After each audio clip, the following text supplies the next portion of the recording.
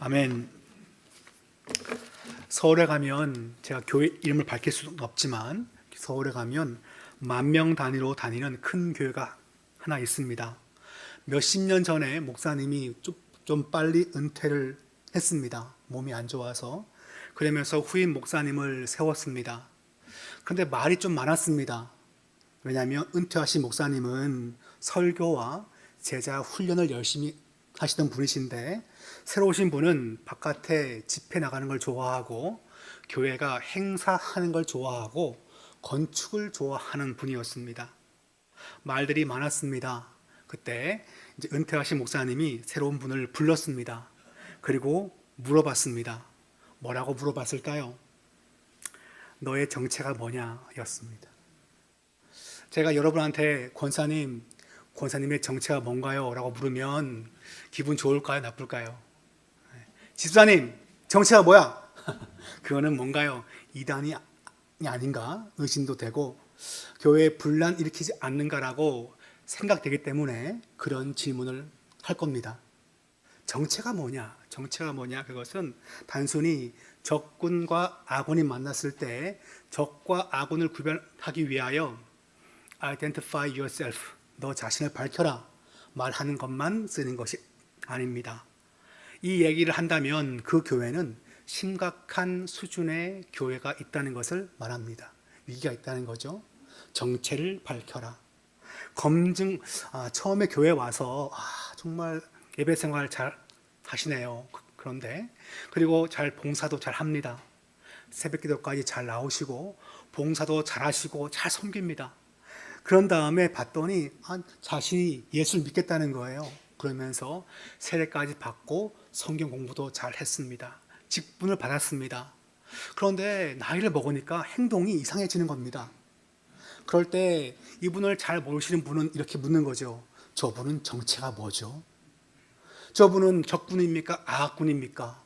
총을 들고 앞으로 나가지 않고 왜 뒤를 돌아 쏩니까? 그렇게 말할 수 있습니다.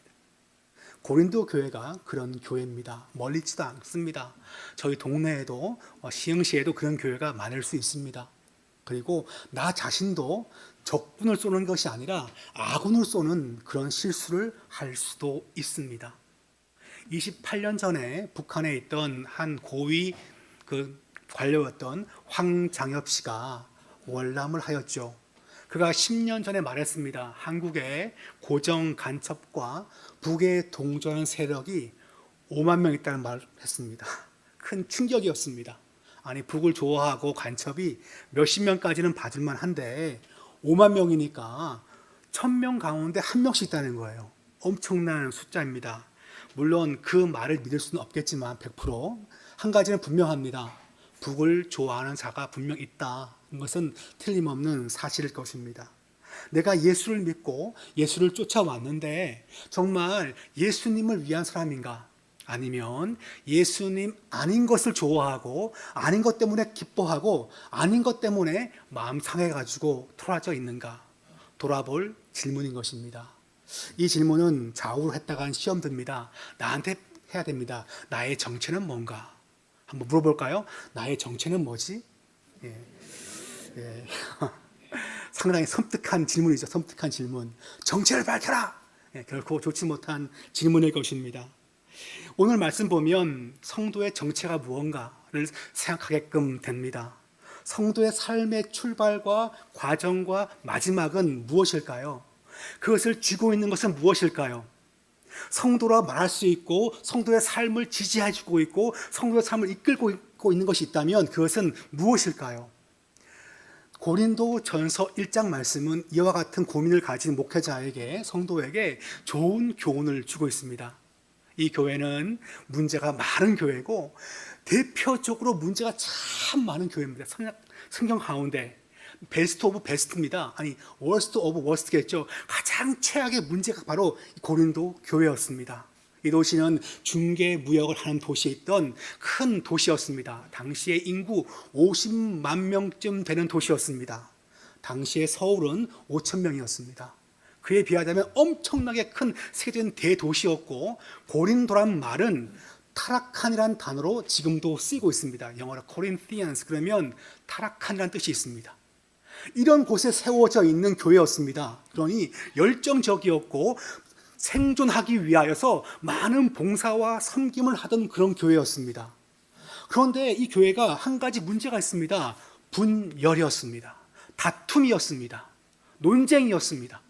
이런 교회에 처음 보내는 이 문두에 보면 1절부터 9절까지 우리가 아까 말씀을 안 봤는데 지금 읽어보겠습니다. 읽을 때 어떤 단어가 제일 많이 나온가를 한번 찾아보겠습니다.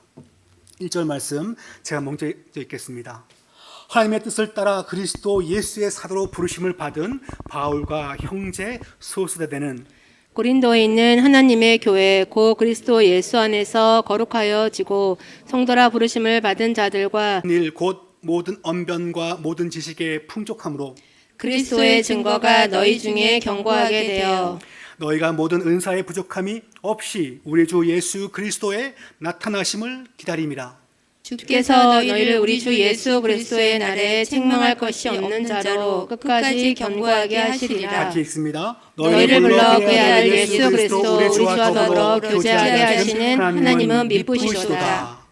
이 말씀에 거의 정확하게는 한 9번인데 비슷한 유사한 단어까지 합치면 10번이 넘어갑니다. 거의 모든 구절마다 이 단어가 등장합니다. 그것은 무엇입니까? 그리스도, 예수 그리스도, 혹은 그리스도, 혹은 주가 등장합니다. 그것은 무엇을 보여주고 있습니까? 모든 부르심과 모든 사역과 모든 신앙생활과 모든 소망과 모든 종말까지도 무엇입니까? 예수 그리스도와 성도는 뭡니까? 친밀하게 관련되어 있다는 것을 보여주고 있습니다. 그래서 7절 말씀 보시면 은사의 부족함이 없이 우리 주 예수 그리스도의 나타나심을 기다립니다. 소망까지도 누구와 관련되어 있습니까? 예수 그리스도와 관련되어 있습니다. 8절 말씀 보시면 주께서 너희를 주 예수 그리스도의 날에 책망할 것이 없는 자로라고 말하고 있습니다. 날이란 단어는 사도 바울의 서신 보면 종말과 항상 관련되어 있어요. 주님 다시 오시는 날과. 그때까지도 항상 성도는 무엇과 연결되어 있습니까? 예수 그리스도와 연결되어 있다는 것입니다. 믿음의 시작과 과정과 그 가운데 섬기는 삶과 마지막까지 모든 것이 다 누구와 관련되어 있습니까? 예수 그리스도와 관련되어 있다는 것입니다. 전 이 말씀을 이렇게 표현하고 싶습니다. 예수님 아니면 아무것도 아니란 것입니다. 예수님 아닌 것으로 봉사하거나 아닌 것으로 혹시 논쟁했습니까? 아닌 것으로 상심했습니까? 아무것도 아닌 거예요. 그거는 예수님이 나를 부르셨고 나에게 직분 주었고 나와 지금도 함께 하시고 우리가 가야 할 방향도 뭡니까? 예수님 계신 곳이지 않습니까? 그러니까 모든 것이 다 예수님과 연결되어 있다는 것입니다. 만약에 교회에서 예수 그리스도가 빠져버리면 교회는 유치한 사회 침묵견이 되어버리고 말 것입니다. 이 교회에서 주님을 세우셨을 뿐 아니라 이 교회가 바로 주님의 바로 몸이자 교회가 바로 주님의 모든 것이라는 것을 이 말씀은 말합니다. 다시 말하면 혹시 분쟁과 분란과 오해와 시기가 있습니까? 그것은 예수 그리스도를 찢는 것입니다. 이것이 분쟁과 분란에 있는 성도에 주는 가장 단명한, 가장 간단하고 명쾌한 그런 워딩이라고 말할 수 있습니다.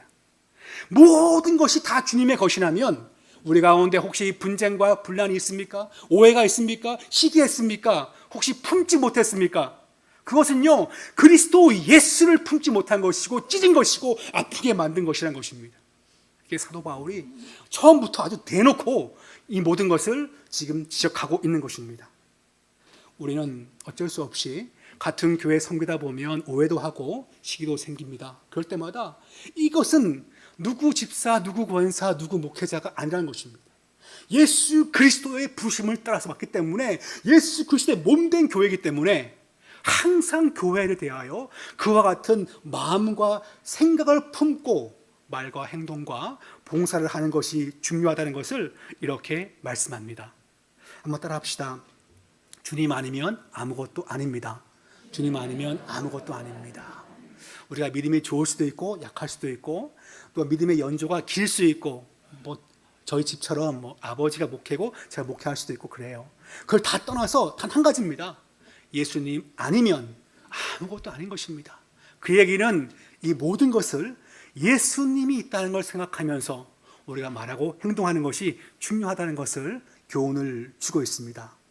1장 10절부터 17절까지가 두 번째 파트입니다. 그래서 사도 바울은 보통 인사하고 좋은 얘기 한 다음에 마지막에 본론을 얘기합니다. 그런데 특이하게 문제가 많은 교회예요.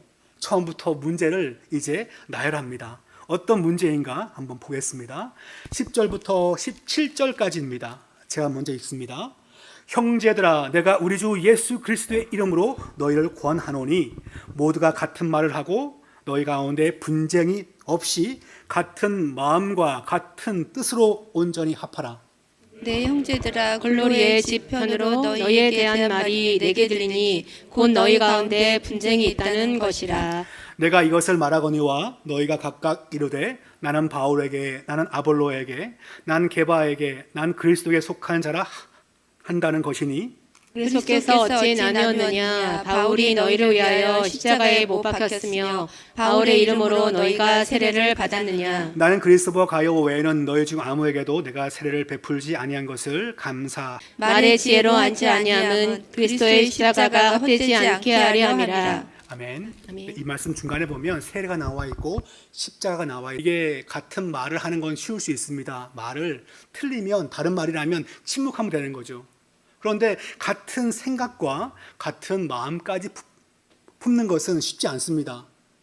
제가 한번 얘기했는데 제가 한 8년 전 같아요. 8년 전에 그때도 이제 대통령 선거하는 날인데 아버지가 모여 있고 그 다음에 사촌 동생들 한 4명이 앉아 있었어요.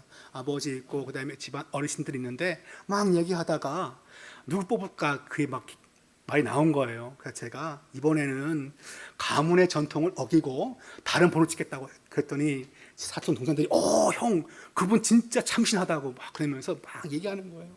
10분 동안 제 얘기를 막 들었어요. 근데 제 아버지가 갑자기 그 뭐 아무것도 아니야 걔는 그냥 난딩구야 하지 마 이거 찍어 그러는 거예요. 제가 순간 멍해졌어요. 효자가 돼야 되나 정치에 입문해야 되는가 순간 얘들아 다 모여라 들었지? 큰아버지 말씀대로 찍어 확인할 거야 그랬던 적이 있습니다. 생각과 마음을 바꾸는 것은 쉽지 않습니다.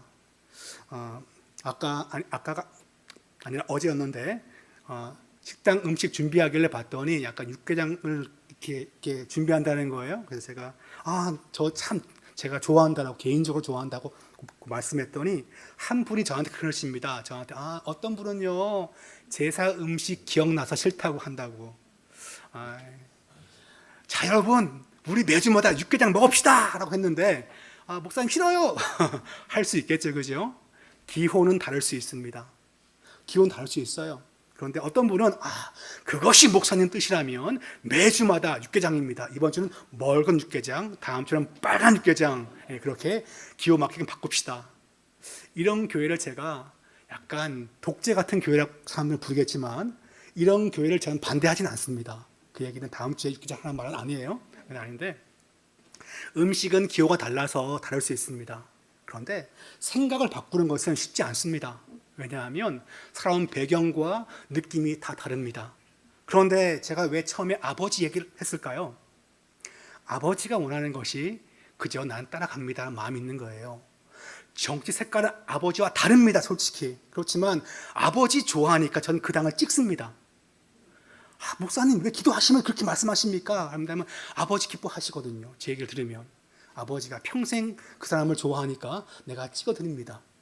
물론 기도도 하고 나라와 민족을 위해 기도하면서 제가 투표를 하겠지만 한 마음과 한 뜻을 바꾸는 것은 중요한 마음의 결단인 것입니다. 예수를 믿으니 하나가 되는 것입니다. 이것이 교회가 갖고 있는 중요한 영적 원리를 말씀합니다. 뜻은 다를 수 있고 생각도 다를 수 있죠. 그렇지만 뜻과 생각을 바꾸는 것이 뭘까요? 예수 그리스도가 구원의 주가 되시니 내가 그를 영접합니다. 신뢰합니다. 그게 뭡니까?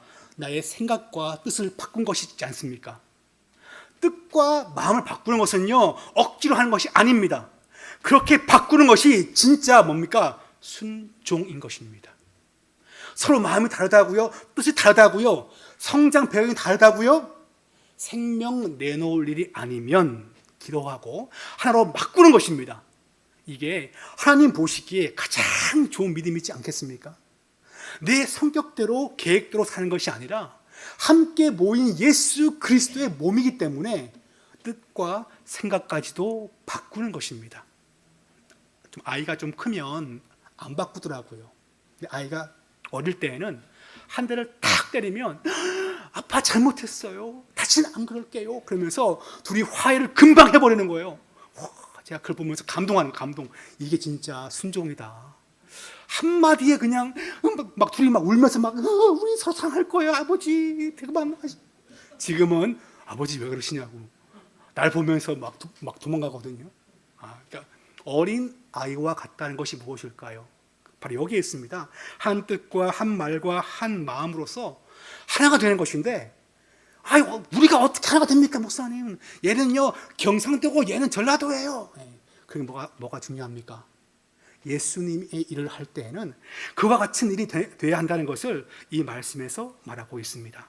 11절 말씀을 우리가 한번 다시 읽어볼까요? 시작. 내 형제들아 글로의 지편으로 너희에게 대한 말이 내게 들리니 너희 가운데 분쟁이 있다는 것이라. 것이라. 예수 믿는 같은 교회에서 아군에게 총질하는 현상이 벌어진 것입니다. 분쟁이 생긴 것입니다. 사람들이 터프할 것입니다. 중개 무역하는 지역이고 세속 문화가 발달된 도시이고 성매매가 많은 지역입니다. 근데 이 교회는 그 가운데 버티기 위하여 역동적으로 사역하는 교회였습니다. 이 교회는 잠자지 않는 교회였고 나태하지 않은 교회였습니다. 열정적으로 섬기는 교회죠. 열정적으로 섬기는 교회가 분쟁과 분란과 아픔도 자주 생깁니다. 아무것도 하지 않잖아요. 아무것도 안 생깁니다. 근데 봉사하려고 하니까 저 권사님은 왜 한 것마다 댓글을 걸어? 저분은 말이야 할 때마다 왜 나한테 딴지를 걸어? 앞에서 말 못하고 뒤에 가가지고 함께 모여가지고 말을 할 수 있어요. 그것이 바로 고린도 교회였습니다. 해야 할 것이 뭐라고요? 한 마음으로 연합하는 것입니다. 한 마음을 먹는 것입니다. 그러니까 누군가는 뭡니까? 꺾어줘야지. 네가 생각 내가 생각 끝까지 가면 누가 상 탈까요? 아무도 상 안 탑니다. 자, 이어지는 말씀 가운데 우리 13절 말씀을 우리 12절 말씀 그 다음 절이죠. 읽어보겠습니다. 시작. 너희를 위하여 나는 바울에게 나는 아볼로에게 나는 게바에게 나는 그리스도에게 속한 자라 한다는 것이니. 아멘. 이 말씀 보니까 제가 13절인데 12절 지금 표기 되어 있습니다. 사람들이 누구에게 세례 받았나를 가지고 따집니다. 나는 원로 목사님께 세례 받았습니다. 난 저기 강남에 있는 그 모 교회에 받았다고. 그래. 누가 좋아하겠습니까? 세례 받는 사람의 권위에 달려있지 않습니다. 누구의 이름으로 세례 받았냐가 중요하죠.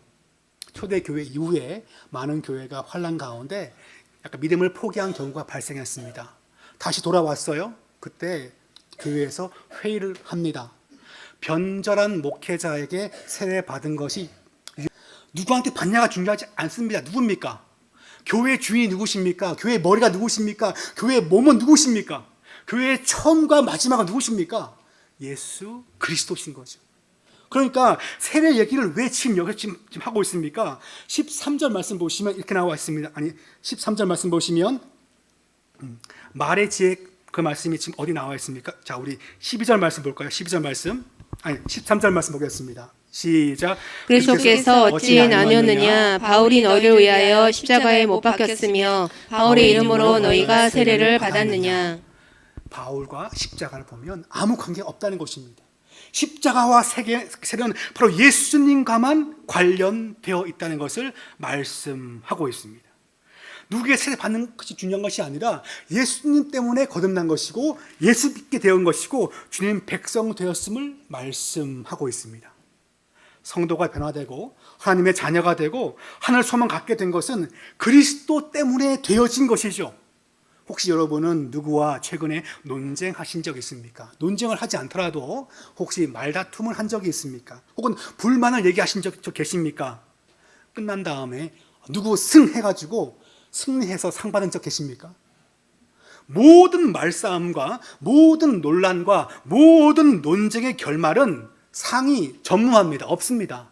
그리고 거기 모임에 상처를 줍니다. 왜냐하면 거기는 예수 그리스도의 보혈과 피로서 거듭난 예수님의 보혈로 세워진 그 공동체인데 왜 거기에서 다른 말을 하냐는 것입니다. 그러므로 한 말과 한 생각과 한 뜻을 품는 것이 너무나 교회 가운데 중요하다는 것을 말합니다.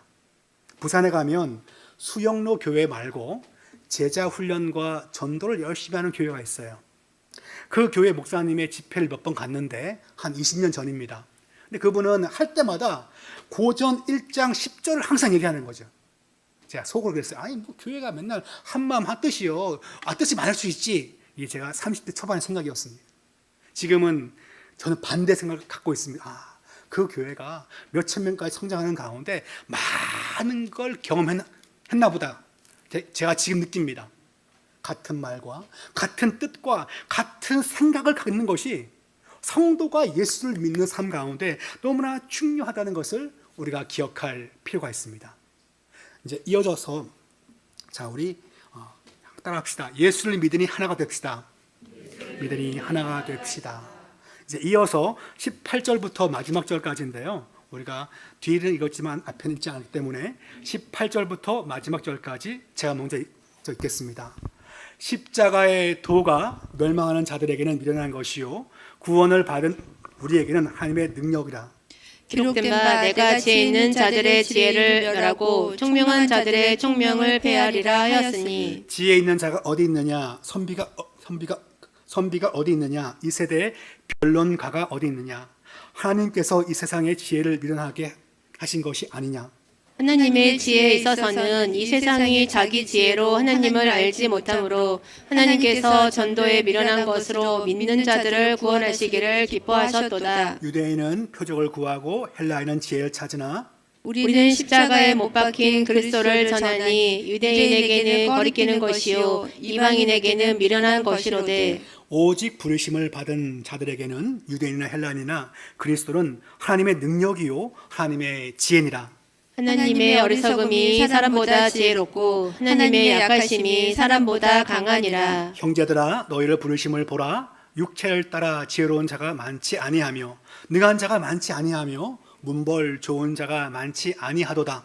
그러나 하나님께서 세상에 미련한 것들을 택하사 지혜 있는 자들을 부끄럽게 하려 하시고 세상에 약한 것들을 택하사 강한 것들을 부끄럽게 하려 하시며 하나님께서 세상에 천한 것들과 멸시받는 것들과 없는 것들을 택하사 있는 것들을 폐하려 하시나니 이는 아무 육체도 하나님 앞에서 자랑하지 못하게 하려 하심이라. 너희는 하나님으로부터 나서 그리스도 예수 안에 있고 예수는 하나님으로부터 나와서 우리에게 지혜와 의로움과 거룩함과 구원함이 되셨으니 기록된 바 자랑하는 자는 주 안에서 자랑하람과 같이 하려 함이라. 아멘. 아멘. 네, 지금 제가 설교 핸드아웃 보면은요 예수님을 믿으니 그걸로 지금 계속 시작하고 있습니다. 마지막은 무엇일까요?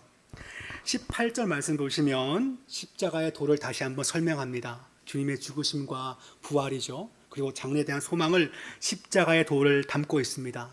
사람들에게 이것은 어떻게 들립니까? 미련하게 들립니다. 그렇지만 이것은 하나님의 능력입니다. 왜 능력일까요? 사람들의 지혜에 대한 말씀이 이 가운데 많이 나와 있습니다. 그런데 세상 지혜가 왜 지혜가 되지 못할까요? 이유가 있습니다. 23절 말씀 보시면 21절 말씀 보시면 세상 지혜는 하나님을 알지 못합니다. 하나님을 알지 못하기 때문에 아무리 긁어 모아도 그 지혜는 뭡니까? 함량 미달인 것입니다.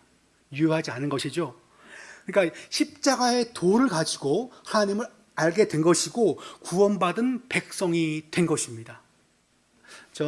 제가 대학 1학년 때 복음을 발견한 다음에 그런 생각을 해봤어요. 목회자 자녀가 하나님을 아는 게 정말 어렵겠다 싶었습니다. 늘 들어왔기 때문에 익숙합니다. 익숙하기 때문에 이 말의 가치를 모릅니다. 이 말씀의 진중함을 잘 모릅니다. 늘 들어왔기 때문에. 그것이 제가 그때 느꼈던 그것입니다.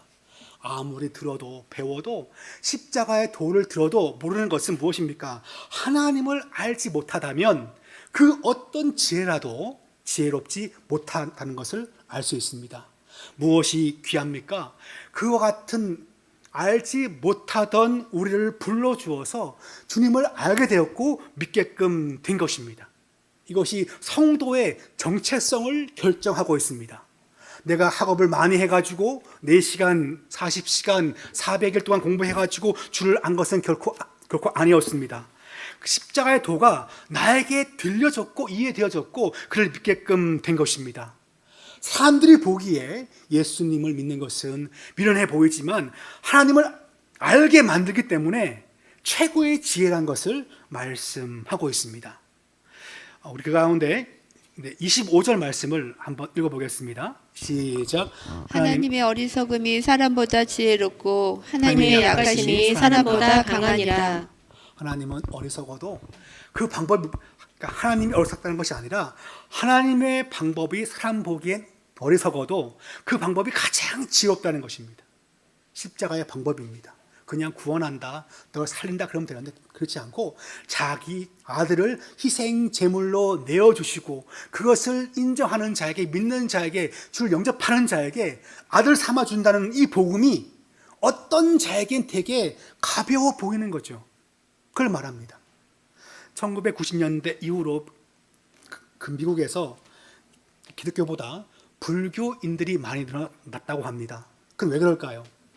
내가 뭔가 수련을 한 다음에 득도하는 것을 구원이라고 말한다면 있어 보이거든요. 경건해 보이고 우아해 보이고 멋있어 보이게끔 되어 있습니다.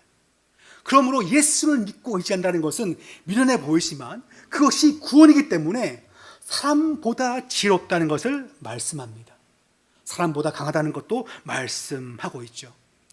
나는 그것 때문에 주님의 백성 된 것입니다. 이것이 성도의 뭡니까? 정체성인 것입니다. 나는 어떻게 예수 믿었습니까? 어떻게 주님 백성 되었습니까? 라고 묻는다면 세상이 거부하던 것이지만 나로 하여금 듣게 만드시고 그 지혜 때문에 주님의 백성이 된 것입니다. 마지막 절 보시면 이렇게 나와 있습니다. 굳이 내가 남들한테 내세울 것이 있다면 대학을 어디 나왔고 학위를 어디까지 했고 사람들에게 인정받는 걸 자랑할까요? 사도 바울은 당시에 최고의 문화였던 가말리엘 문화에서 공부했던 자입니다. 성경 밖의 기록을 보면 바로 스데반과 쌍벽을 이루었던 가말리엘을 잇는 두 번째 랍비가 될 사람이었습니다. 그와 같은 학문을 다 배설물로 다 버렸다는 겁니다. 왜 버립니까? 십자가의 도가 나한테 들어왔고 난 그것 때문에 하나님의 놀라운 지혜를 깨닫고 지금의 삶을 살고 있는 거죠. 그렇다면 내가 무엇으로 하나님을 자랑할까요? 지난번 당성교 가가지고 전도 많이 한 거 자랑할까요? 지난주에 밥을 했는데 반찬이 너무 맛있어가지고 온 교인들이 박수 쳤다고. 아무도 박수 친 적 지금까지 없거든요. 밥 먹고 나가지고 박수 쳤다고. 그걸 자랑할까요, 여러분? 무엇을 자랑할까요? 이렇게 말하고 있습니다. 마지막 절입니다. 다 같이 보겠습니다. 시작. 기록된 바 자랑하는 자는 주 안에서 자랑하라 함과 같게 하려 함이라. 내가 주 안이란 말이 상당히 복잡하지 않고 다양한 의미를 갖고 있습니다. 주님을 믿기 때문에, 주님을 의지하기 때문에, 주님을 신뢰하면서 다양한 의미를 갖고 있어요. 저희가 교회에서 일을 할 때 잘할 때가 있고 못할 때가 있습니다. 못하면 뭐합니까? 분쟁이 있죠. 왜 못했어? 지난번에 잘했는데. 또 잘하면 뭐합니까? 잘하면 아무도 말을 걸지 않습니다. 그러면서 그냥 약간 시기한 마음이 생기면 말을 걸지 않죠. 그런데 말다툼을 하고 분쟁이 있어도 뭡니까? 누가 드러나야 될까요, 여러분? 주님이 드러나면 되는 것입니다. 왜 그럴까요? 교회의 출발과 과정과 마지막이 예수 그리스도가 꽉 잡고 계십니다. 그러니까 우리의 모든 예배와 봉사와 섬김과 교제는요, 주님만 드러나면 되는 것이죠. 이것이 뭡니까? 칭찬받는 예배이자 칭찬받는 봉사와 섬김인 것입니다. 그 권사님 지난번에 잘했어요. 너무 좋았어. 집사님 너무나 이거 반찬 맛있네요. 하여튼 그렇게 칭찬 할 수 있지만 맨 마지막에 누굴 자랑해야 한다고요? 주님이 드러나야 되는 것입니다. 제가 작년 청년 수련회를 했죠. 수련회를 했는데 청년 수련회 맨 마지막 시간이 제 담당입니다. 원래 마지막 담당이 중요합니다. 앞에 아무 은혜 줘도요, 다 무시하고 제가 다 지배하거든요. 마지막에. 근데 저를 시켰더라고요. 그래가지고 했는데 마지막에 그것이 30분 동안 통성 기도하는 시간입니다. 제가 기도회를 인도하게 되는데 통성회를 준비하기 위하여 제가 전혀 모르는 곡을 네 곡을 200번 들으면서 준비했습니다. 아마 여러분 아시겠죠? 그 얘기 몇 번 했는데 막 준비하고 막 기도회도 막 준비했어요. 그래가지고 딱 했더니 애들이 저렇게 나이 든 목사, 아니 제가 나이 많지 않지만 50대 목사님이 저걸 부르다니 하면서 애들이 막 같이 막 부르는 거예요. 제 나름대로 선방했습니다. 애들이 50대 목사와 20대 청년들이 같이 막 기도하면서 으쌰으쌰 했단 말이에요. 그래가지고 맨 끝에 시간 딱 돼가 제가 끝 하고 딱 내려왔거든요. 그런데 그 교회 목사님이 그 교회 목사님이 교회를 빌었으니까 10분은 더 하는 거예요. 제 마음이 기뻤을까요? 꿀꿀했을까요? 아니 내가 열심히 해가지고 은혜 이렇게 탁 했으면 거기다 숟가락을 몰래 탁 얹어가지고 10분 더 하는 거죠. 왜 학생들 몇 명 왜 기도 안 하냐고. 아니 중학생 그러니까 다 청년인데 한 서너 명이 중고등학생이었는데 걔들까지 다 어떻게 다 합니까, 그죠? 그래가지고 그래서 10분 더 했어요. 제가 마음속에 딱 집에 딱 보면서 아니 아무리 그래도 그렇죠. 혹시 여러분께서 설거지를 잘 했는데 딴 분이 와가지고 또 다시 하는 거예요. 자 그러면 기분 좋을까요? 꿀꿀할까요? 꿀꿀하죠. 아니 내가 설거지 해놨는데 왜 다시 퐁퐁치를 그럴 수 있잖아요. 그게 저의 마음이었어요. 앞불사 6월 21일 컨퍼런스에 제가 또 마지막 순서예요. 그때 기도회 잘했다고 또 세워놓은 거예요. 이분이 또 10분 내 걸 또 뺏어갈까 싶었어요. 제가 말씀 준비하면서 제 마음 가운데 하나님이 감동을 주더라고요. 성아가 네가 이번에 6월 21일 전 노예 앞에서 기도회 할 때 은혜 받아가지고 그분이 숟가락을 더 얹는다 한들 뭐라고요? 시키라고 그냥 더 하라고. 제 마음에 준 감동이었습니다. 그리고 마음이 갑자기 편안해지는 거예요. 제가 사람들로부터 칭찬받는 것도 좋아하지만 주님의 칭찬이 더 크지 않겠습니까? 그거는 성도의 중요한 외적인 표시입니다. 외적인 특징이죠. 물론 권사님들이 목사님 잘했어요, 너무 은혜로웠어요. 그 선생님들이 이번 기도회 너무 좋았다고 막 해주면 저도 으쌰으쌰 할 마음이 생기지만 최고의 칭찬은 어디에 있겠습니까? 하나님 아버지의 칭찬이지 않겠습니까? 예수 그리스도가 이 교회의 주인인데 주인장의 칭찬이 가장 좋은 거죠, 객보다. 우리는 그것을 기억할 필요가 있습니다. 설사 그분은 같은 교회가 지금 아닙니다. 그래서 그분 나올 확률이 지금 거의 없지만 설사 나온다 한들 쌍수를 들고 환영할 필요가 있습니다. 목사님이 한 건데 왜 걷다 누가 숟가락을 좀 얹단 말이에요? 안 돼요! 하실 분이 있겠지만 저를 사모하는 마음에 그렇지만 주님의 이름이 드러나고 주님이 영광 받으시면 감사한 거죠. 이것이 진짜 성도가 추구해야 할 감사와 자랑의 자세인 줄 믿습니다. 가끔은 내가 드러나지 않기 때문에 가끔은 나를 알아주지 않기 때문에 그것 때문에 분쟁과 분란이 생기는 겁니다. 솔직히 얘기해서. 그렇지만 주님이 드러나는 것으로 마음을 두어 산다면 모든 것이 뭡니까? 잘하든 못하든 하나님께 감사한 것입니다. 감사한 것입니다. 제가 노예 가면 늘 하는 말이 있어요. 자 여러분, 제가 못하면 그것도 감사합니다. 역시 우리 교회 담임 목사님 잘하셔. 그러니까 그것도 감사한 것이고 제가 잘하면 여러분이 은혜 받으니까 감사합니다. 그런 마음을 항상 먹으려고 합니다. 우리는 사람의 칭찬보다 아버지께 모든 걸 돌려드리는 은혜로운 삶을 살아가는 성도가 되어야 할 줄 믿습니다. 우리 시간 한번 기도합시다. 우리가 구역에서 혹은 전도회에서 봉사하고 섬길 때마다 분쟁과 분란은 피할 수 없습니다. 항상 있습니다. 그럴 때마다 누가 드러나야 되는가? 누굴 바라봐야 되는가? 누굴 의지해야 되는가, 오늘 말씀이 기억나기를 소원합니다. 주님, 나에게 슬픈 마음과 아픈 마음이 생길다 하여도 주님을 바라보면서 잘 견디게 도와주옵소서. 우리 같이 주여 부르면서 기도하겠습니다.